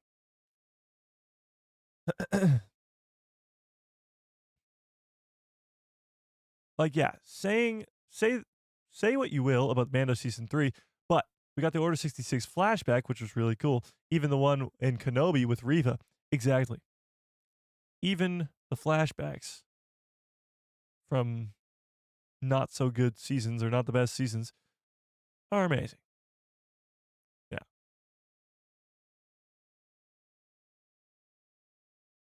It's like when the Pope had all the Knights Templar killed in France on Black Friday. Yeah. Kind of. Mara Jade says, what's up, Mara Jade, by the way? I don't think Jod is an Order 66 survivor. I think he is one of the Force-sensitive children that Palpatine kidnapped during the Clone Wars. Practice was still going on post-Order 66, as we see Cad Bane in the Bad Batch. That's true. In the Bad Batch, they are still capturing Force-sensitive children. So maybe. But Jod is older than that. So he would be too old to be a kid being captured by Cad Bane. Yeah. I love me some Clone Wars flashbacks. Oh, yeah. In Ahsoka, the Clone Wars flashbacks. So damn good. Ian, what's up? No worries. Yeah. Order 66 wasn't perfect. That's why they had the Inquisitors. Well, yeah, it's very hard to kill 10,000 people at the same exact time across the entire galaxy. Especially when those people that you're killing are the most talented, trained people in the galaxy. So, yeah, that's why the Inquisitors and Vader had to be put into place so that they could hunt down the remaining Jedi who survived. Palpatine just had to make it so that the Jedi were seen as the bad guys across the galaxy so that he could take over, without the Jedi being a problem. Yeah. Jod could be an Inquisitor. I do like that theory. He could be an Inquisitor. Like maybe he was a Jedi at one point, after Order 66 became an Inquisitor because he had to survive. The one word he does use to describe his character is a survivor, so that would make sense. Yeah.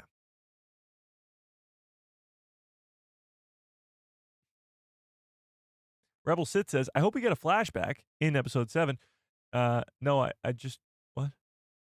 I don't think they're going to make more Order 66 survivors. They will use people like Quinlan Voss, who already survived already, that we know already survives already. I'd love to see Quinlan Voss in live action. I don't know if Skeleton Crew is going to be the place they do it, but it would be nice. Yeah.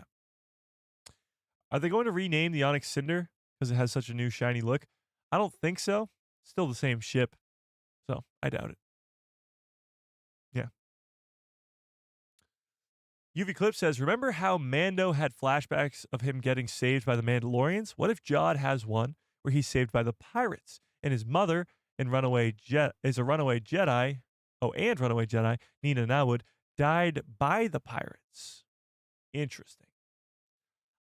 I do think that Jod's backstory or flashback could be something similar to what we see in The Mandalorian Season 1, where in Mando, we see the flash to him on his home planet.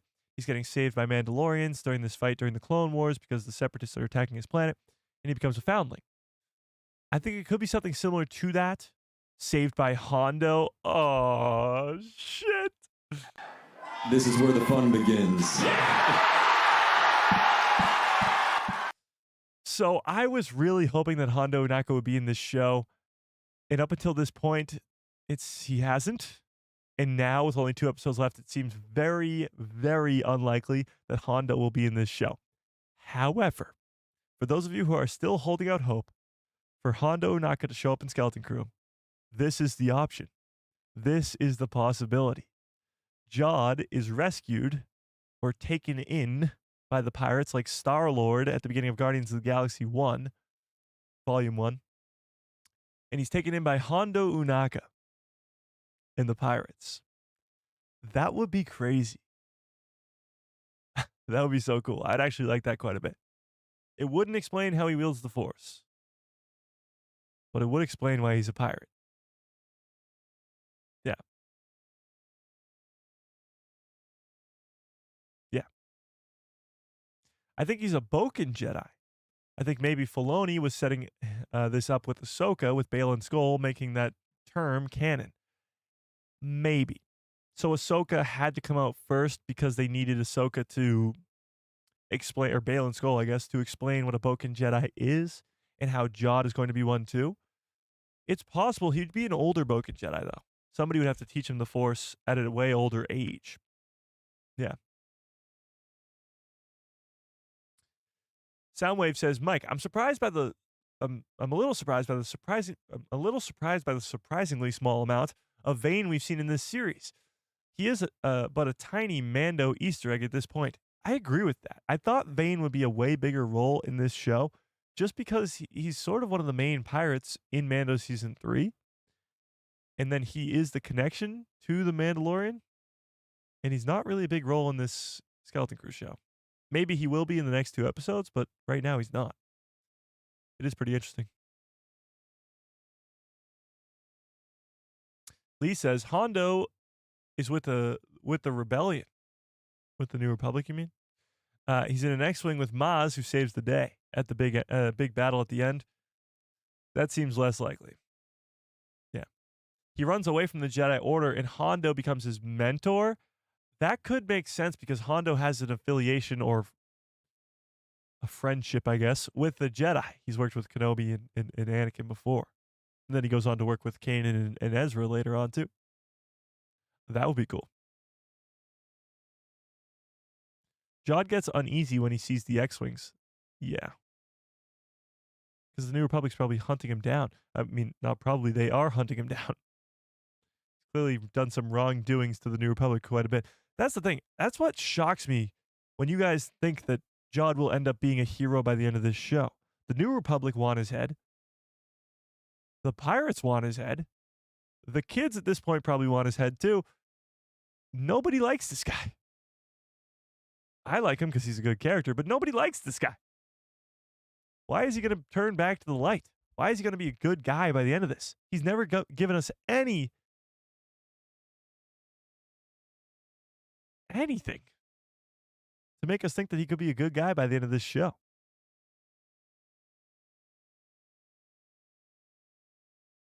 All right.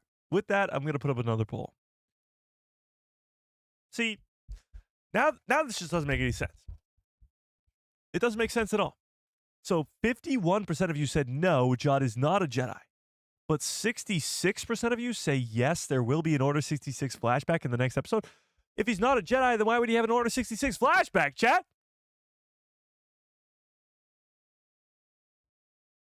What's up with that? What's up with that? Hashtag Mike is the supervisor 2025. Oh my God. I hope not. Because it's likely I will die in this show. No. Let's put up this poll. Do you think, how did I phrase this last time? By the end of Skeleton Crew, Jod will be ... a hero, a villain. I'm going to add a third option to this. Or dead.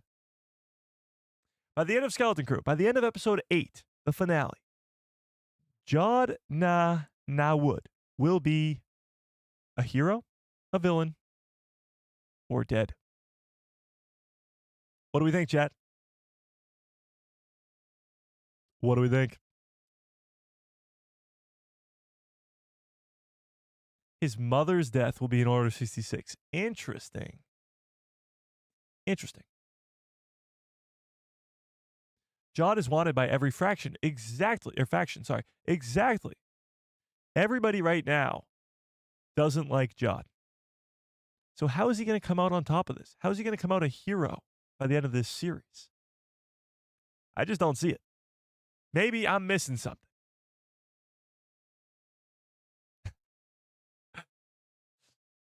I don't think he's going to die, but he's going to die. No, I'm kidding. All right, let's see where we're at, Chad. 53% of you say he's going to be a hero by the end of the show. How? How? I feel like Poe the Panda right now. How? If you know, you know.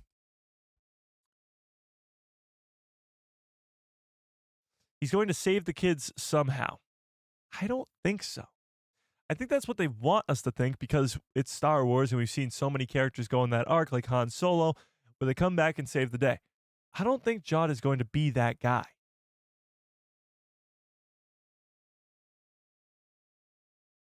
I don't think so. Mary says it would be cool if he dies trying to save the kids. That would be kind of cool. That would be cool. I'll give you that. I love Jod. I think he's more of an anti-hero than a type of villain, even if he is selfish. Well, he's a survivor. That's what he calls himself, a survivor. So if Grand Admiral Thrawn comes in on the Chimera with his army of Night Sisters, then he's going to want to be a survivor and join those people because they have sort of the power. You know?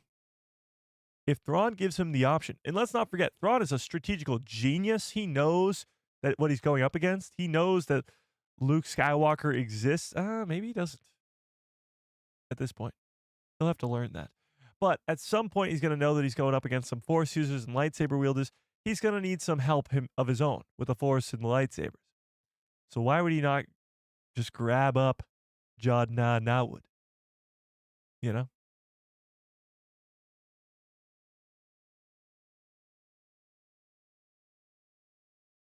Yeah. He's an anti-hero? Maybe. Thrawn is a little too far off to relate to this series. I'm glad you said that, because he's not. And here's why. So we talked about this last stream a little bit, but again, I must bring it up. This article coming from Screen Rant talks about the guy on Twitter who deciphered, translated coordinates to At Attin, and where At Attin, the planet, actually resides in the Star Wars galaxy is very important. Very important. It's in this sector that is close to a bunch of planets that will be extremely important. One of them being Mandalore. And of course, we know that the Mandalorians are on said planet at the end of The Mandalorian Season 3. But the other one is Dathomir. This planet, and it says right here, At Attin's location revealed, we know where Star Wars Treasure Planet really is. It has a massive implication on the Mandoverse and Skeleton Crew. So, somebody has deciphered the coordinates to the planet, and here's where it resides. Oh, sorry, it's up here. And here's where it resides. The translated coordinates for At Attin reveal that the treasure planet is located in the Quelly sector, which is close to the worlds like Dathomir and Cathar. But Dathomir is the most important one on this list, because at the end of Ahsoka last year, we saw Grand Admiral Thrawn, the big blue meanie, show up on Dathomir as he has a whole sort of shipload of Night Sisters that he's probably going to resurrect or whatever the hell he's doing with that. Whatever he's going to do with that. So I'm trying to find the picture of where he shows up at the end of the show. I guess I can't find it. Whatever. But he shows up on Dathomir at the end of the series. Now, Dathomir is the home planet of the Night Sisters, which makes sense. So he's bringing the Night Sisters back to their home. But the fact that Thrawn, his sort of home base right now, is Dathomir with the Night Sisters, and he's going to expand his heir to the Empire from there. Yes, they are in the sort of Outer Rim area. They're near Mandalore, but now they're near At Attin. In the proximity from Dathomir to At Attin is significant because it allows Thrawn, because he's such a freaking strategical genius, to realize that he has to fund this war. He has to fund the army and ships that he's going to make. So an old Republic mint, if word gets out about it, being on this At Attin planet would definitely lead to Grand Admiral Thrawn coming right next door from Dathomir to At Attin to come take that old Republic mint. To come take it so he can fund his army. There's a possibility, too, that At Attin is already currently working with the remnant of the Empire, and they just don't know it. They think it's the Republic, but it's really the Empire, and they're giving out their credits to them. It's a crazy theory, but nonetheless, I think it's very likely, because of the proximity from At Attin to Dathomir, that Thrawn could show up in this finale, or in the last 2 episodes, I guess, but more likely the finale. And that will set up not only the Mandalorian and Grogu movie, because Thrawn is supposed to be the villain of that too, supposed to be the heir to the Empire in that as well, but it will also set up future projects for these Skeleton Crew characters to show up in. Not only the kids, but Jod as well. Because Jod could go off and join Thrawn, become the sort of canon version of Joruus C'baoth, and it's possible. Yeah. There you go. So Thrawn, not being really connected to this show at all, goes completely out the window when we find out that At Attin's location in the Star Wars galaxy is right next door. You know what I mean? Close in proximity to Dathomir. Pretty wild. Pretty wild stuff. So if Grand Admiral Thrawn wants to fund this army, then it could be that he goes to Dathomir to do so. to At Attin, sorry, to do so in this Skeleton Crew series. The connections, brilliance. Thank you, Serious Speed. Thank you, Eric. I appreciate that. Yeah, Mike's onto something here. I just don't see, like, it has to be significant. They could have put At Attin in any place across the galaxy. Anywhere. Literally anywhere they could have put At Attin. And they put it right next to the planet of Dothamir. Right next to the place where Grand Admiral Thrawn, the new main villain of the Heir to the Empire, they put it right next door. The planet where he is right now. If that's not something, I don't know what is. Seems extremely significant. But tell me what you think in the chat. Tell me what you think. Yeah. What if Thrawn shows up? Well, I think he will. I think he will. Maybe Peridia is on the planet list and not destroyed, but sent off its initial path and lost like At Attin. No, Peridia is in a different galaxy. That was explained pretty clearly in Ahsoka. Peridia is in a completely different galaxy. It's not the same as At Attin. It's not just a hidden planet. It is a completely different galaxy. Yeah. Oh, that lightsaber's coming out for sure? Yeah, we have to see some sort of lightsaber fight. They didn't just introduce a lightsaber in Episode 5 for no reason. Episode 6, it was cast aside. It was taken away from Jod, actually.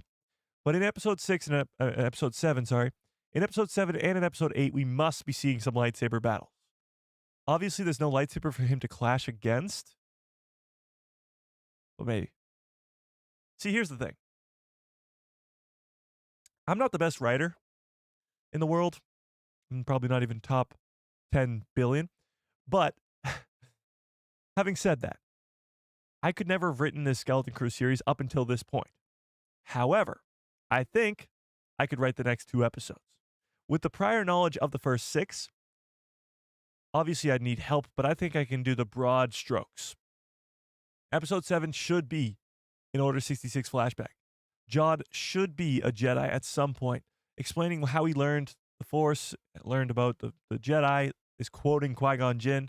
Maybe he left the Jedi Order. Maybe he didn't. Who knows? Maybe he just survived Order 66. Then he becomes a survivor after that.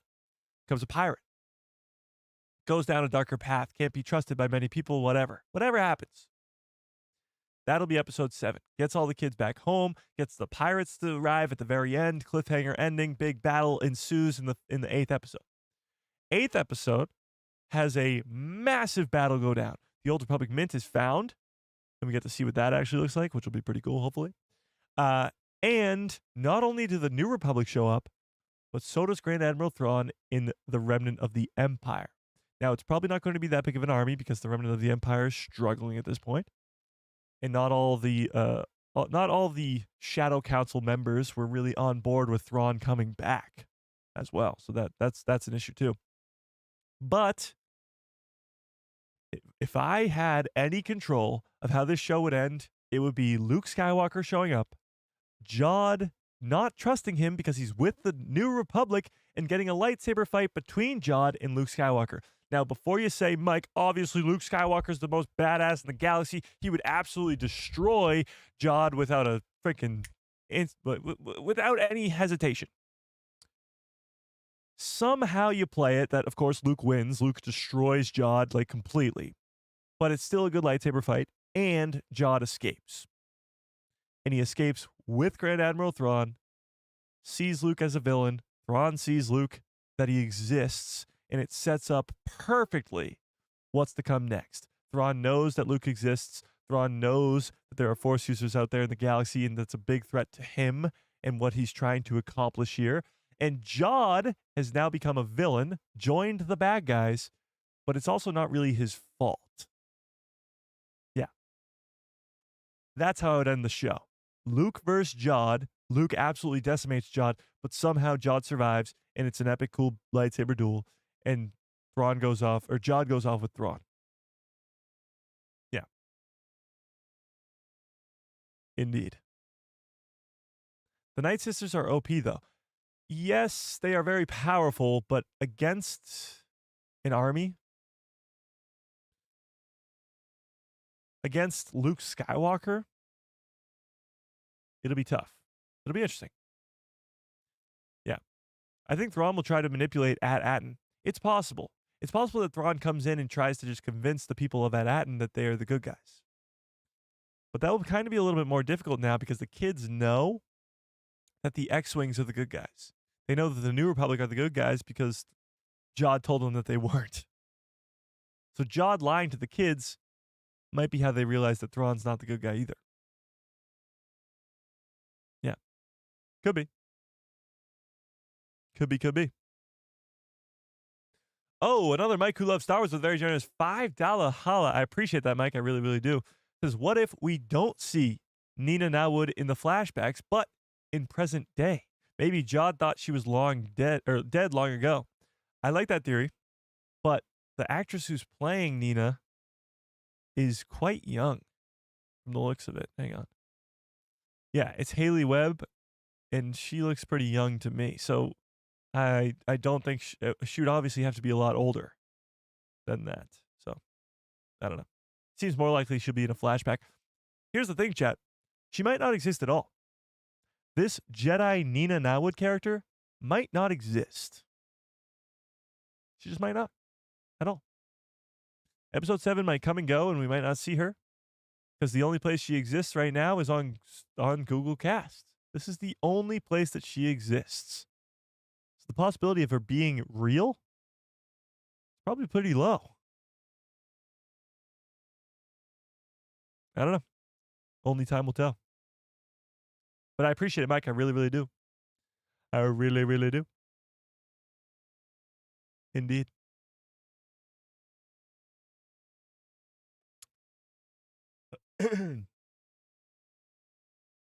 Mara Jade says, if any of the kids went with Luke to his academy, it would hint at a possible tragic end for them. Yes, we know that Luke's temple ends in a tragic way, but it does last for a good 20, 25 years. So it'll be like the Clone Wars. I mean, we learn and get connected to so many of these characters.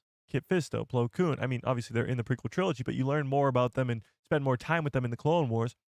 And then you see how they die in Order 66, and it means so much more. You have more of a connection to that character. So we don't know anybody that was a youngling or an apprentice at Luke's Jedi Temple when Kylo destroyed it. So right now we have no attachment to any of those characters who died during that event. However, if one of those kids happens to be the skeleton crew member or somebody that we learn to love and a brand new character that we come to know in some sort of Luke Skywalker Jedi Temple show or in Skeleton Crew or whatever it is, then that moment of Kylo Ren turning becomes more emotional to us. We have more of an emotional connection to that moment because we cared about the character that he killed. Same way that Anakin kills so many Jedi at the Jedi Temple, and so does Palpatine. Palpatine kills all the other Jedi that we know and we have a connection to. So many people love Kit Fisto. So many people love a Plo Koon or literally any of the Jedi that died during Order 66. You draw such a strong connection to them so that when their death happens, you're bummed out about it. When Kylo Ren kills all the Jedi at Luke's temple, nobody cares because we don't know those characters. We don't have an emotional connection to them. However, if it was like a Kanan, think about Kanan Jarrus' death in Rebels. It's so meaningful because Kanan is an awesome character that we've been with for 3 seasons, and we love the character. So when he dies, it's tragic. That needs to be the same with the characters at Luke's Jedi Temple, and it could possibly be the same if one of those characters is Neil or Wim or Fern or KB or all of them.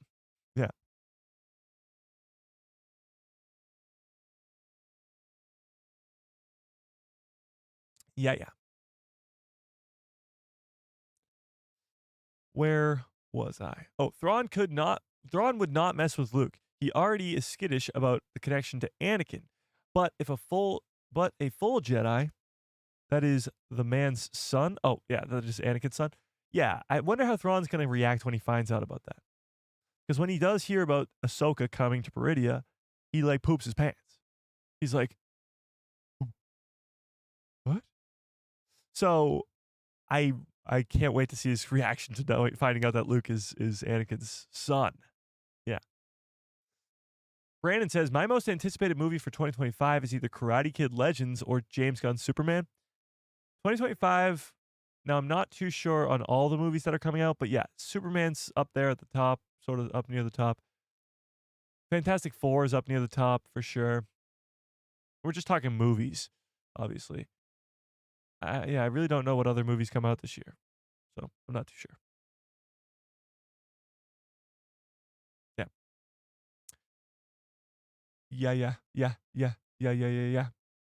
Thick Home, what's up? Joining very late. Hope you're doing great. I'm doing great. And you just rhymed. Did you know that? Bet you didn't know. The Night Sisters and the Singing Mountain Clan. That's true. There are other versions of witches in Star Wars. We saw the Singing Mountain Clan in Tales of the Empire. And, of course, the witches in The Acolyte. But the Night Sisters of Dathomir we've seen be quite powerful in the past. For sure. Indeed.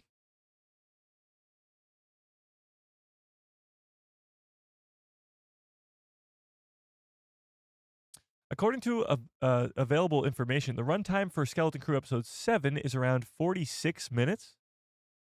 Where are you finding that? I've not seen anything about the runtime for Episode 7. But, hey, 46 minutes. That seems pretty good to me. After the last episode was 34 minutes, that's 12 minutes longer. I'm okay with that. I'm okay with that. Yeah. Did you go over the Cal Kestis news that he could be seen in Andor Season 2? I've heard about that. I've not really gotten any word that is a reliable thing that's going on because the images couldn't be released because of spoiler reasons. So I'm not too sure on it. I think we'll talk a lot Andor stuff a lot for sure for the next couple months after Skeleton Crew. So I'll kind of leave that news until then. But yeah, I did see that. Yeah. Raising the Dead is slightly powerful. It is, but did you see how hard it was for them to do that? Like, they are powerful, but they're not. Only a handful of them are really powerful. Like, Morgan Elsbeth is a Night Sister. She doesn't really do much. Even the other Night Sisters in the Clone Wars, they don't do much either. It's more so just Mother Talzin or just the Great Mothers in Ahsoka, even. Yeah. Mike, are you ignoring me? What? No. Am I ignoring you? No? If I missed your chat, I apologize, but there's a lot of chats today. Coy says, Wim and Fern, along with the parents, go to talk to the supervisor about the X-Wings being good, while KB and Neil go tell the citizens of At Attin that the X-Wings are good. That could be a possibility. Now, I don't know if they're going to go to the supervisor for that reason, but they definitely got to tell the people that the X-Wings are the good guys. They don't want to be fighting the wrong people. Yeah. Keller and Beck comes in and saves more of the kids. I don't know. Keller and Beck saved Grogu during Order 66. I don't know if he's still around at this point, but maybe. Maybe.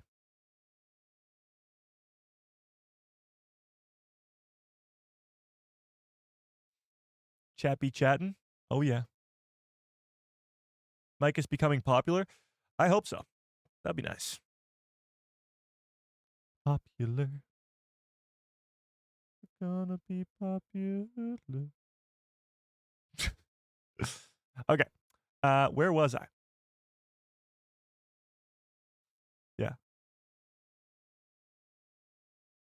Yeah. There she really does look like she could be related to him by blood. Maybe she's a Jedi that had him like Anakin did by breaking the orders. Maybe. I don't know if they look related, but possibly.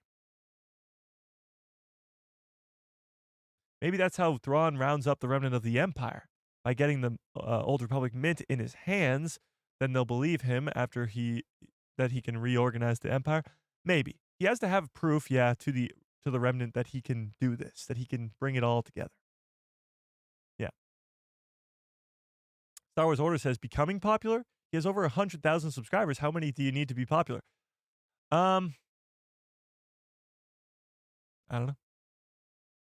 I don't know.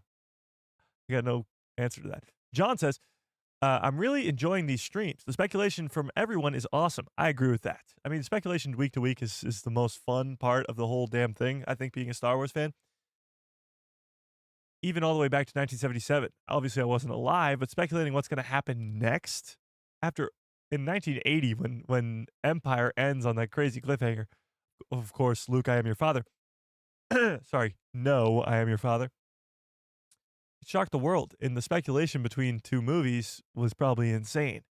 And it happens all the same here. It's just quicker, week to week. Yeah. Yeah. 1 million subs? Okay, there you go. 1 million subs is the mark to be popular. I think, if not, I think Thrawn 100% will come for that mint. If not this season, then in the movie. Could be. Could be holding it for the movie. The lady next to Brutus is his mom. No, I've seen people think that he did a Jedi mind trick on that lady too. I think that lady was just sort of loyal to Jod. Just like the character in episode 3 was loyal to Jod. That was played by, I'm completely blanking on his name. The guy who played Dr. Otto Octavius. I don't even know. Yeah. Here's the finale. Chopper hunts down Jod at the end. Okay. Could Thrawn be the supervisor? No. The supervisor has been there for as long as At Attin's been there. So Thrawn has been away on Peridia for 11 years. How would he be the supervisor while also being, away in a different galaxy?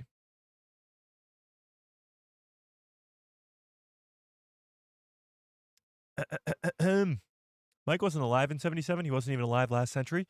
That is true. That is true. All right, we do have to get on out of here pretty soon, so throw in your craziest final predictions for episode 7, or else you'll be the guy who's like, I was going to say that, but you didn't give me time to say that. I'm giving you time right now. Right now's your chance. What if Mandalorians helped against the pirates to take the mint to help them rebuild and reestablish Mandalore? Okay, I like that theory quite a bit, actually, because Mandalore is also in proximity, or close proximity, to Dathomir and to At Attin. So what if Thrawn doesn't show up, or what if Thrawn does show up, but the Mandalorians also show up? Because the Mandalorians need money to rebuild Mandalore, because Mandalore was turned to glass. I like that a lot. I like that a lot. Prediction, Mike is the supervisor? Okay. Incorrect. No. Jod is going to be bad. I think so too.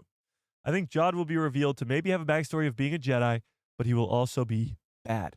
And here's the deal, chat. This poll with over 120 votes says that 57% of you guys think he will be a hero, 10% think he'll die, and 32% think he's a villain. So the way majority of you guys think he will end up being a hero. I disagree. I think he won't be. And especially what Jude Law said in that interview made me think he won't be even more. But only time will tell. Tomorrow we will finally learn the backstory of Jod Nawood. And goddamn, I can't wait. It's going to be so cool. Whatever it is, whether it's an Order 66 flashback or a flashback to something else, it's going to be extremely significant. And we're going to learn quite a bit about this 7th episode. And let's go back to what Jod said about episode 7, because it wasn't just the fact that we're going to be getting a flashback. There's more to it. Take a listen. My favorite one, I think it's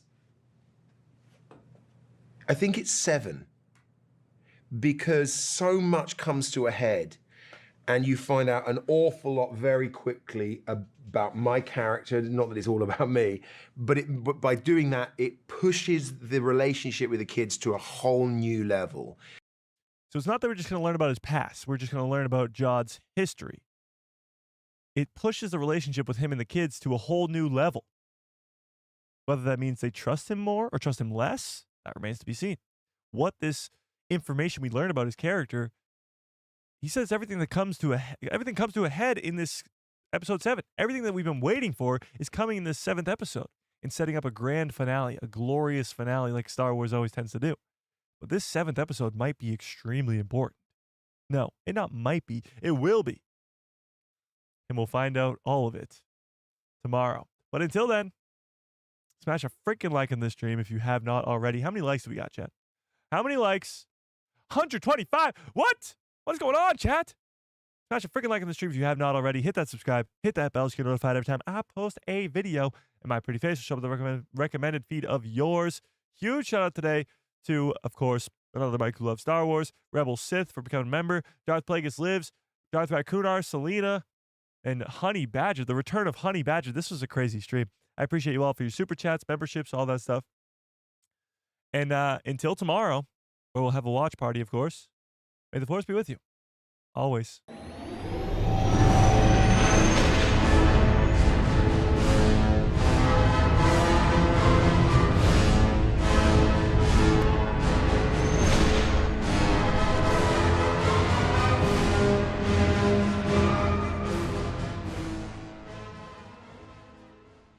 Oh, yeah. What a great stream. What a great show. You guys are the absolute best. I appreciate you all so much more than you will ever know. I appreciate the hearts, guys. I really do. I really, really do. I hope you have a great rest of your evening. I can't wait to find out what the hell's going on with John Nawood tomorrow. But until then, I hope you have a great rest of your evening, great rest of your lives, and good night, everybody.